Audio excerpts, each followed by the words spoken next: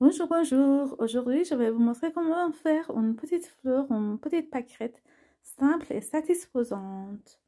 Alors, je commence par le centre de fleur. Donc, j'ai un jaune de cadmium assez concentré et je vais créer une rose très léger que vous allez voir.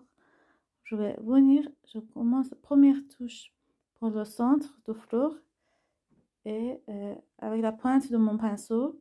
Comme vous voyez, je vais un petit peu appuyer et encore repartir avec la pointe de pinceau.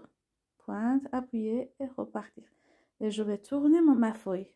Ça, je vais avoir des jolies feuilles, pétales de chaque côté. Et c'est très léger. J'appuie un petit peu avec la pointe. Et je vais tourner. C'est plus facile, mais peut-être aussi, malgré l'apparence facile, c'est pas mal de pratiquer quelquefois. Donc, ne soyez pas très exigeant avec vous-même.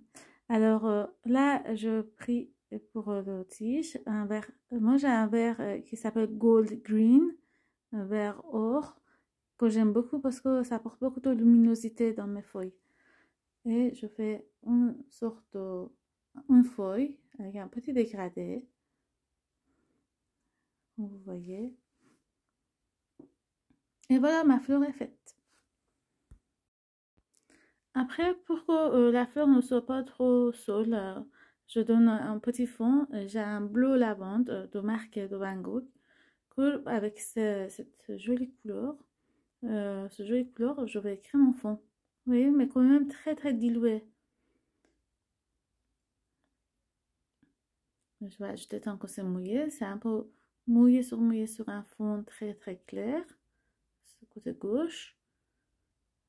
Et je vais un petit peu jouer, sachant que je fais ça parce que mon papier est mouillé à tel point que ça brille. Si je vois que ça brille pas, que c'est pas assez mouillé, je vais pas ajouter parce que sinon ça va moins faire de jolis effets. Donc n'oublions pas que dans l'aquarelle il y a le mot aqua, donc il faut avoir un minimum d'eau, mais pas grande quantité non plus.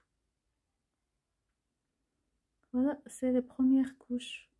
Alors, comme j'ai eu beaucoup de l'eau, et avec un peu d'expérience, on sait que l'eau va sécher, ça va évaporer et on va avoir une teinte très pâle.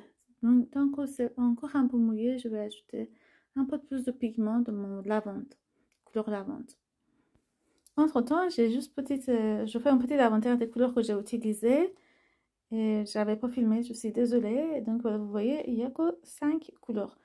Et là, je me suis dit, peut-être j'aimerais bien avoir un peu plus de peps. Je passe une fois que complètement c'est sec, j'apporte une deuxième couche sur mes pétales. Donc c'est une rose un peu plus prononcée, vif.